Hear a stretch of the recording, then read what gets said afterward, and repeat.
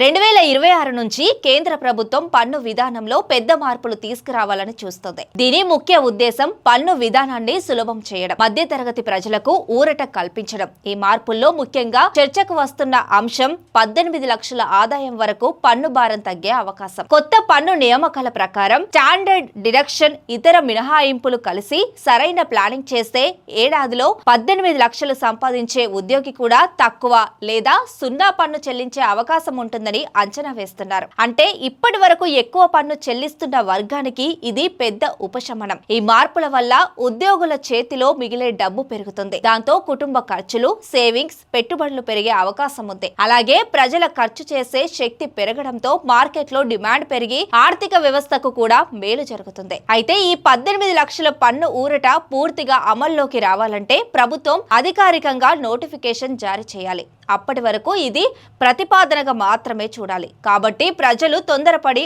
ఆర్థిక నిర్ణయాలు తీసుకోకుండా స్పష్టమైన ప్రకటన కోసం వేచి ఉండడం మంచిది. మొత్తానికి 2026 కొత్త పన్ను నియామకాలు మధ్యతరగతికి, ముఖ్యంగా 18 లక్షల ఆదాయం ఉన్నవారికి పెద్ద మార్పు తీసుకురావచ్చు.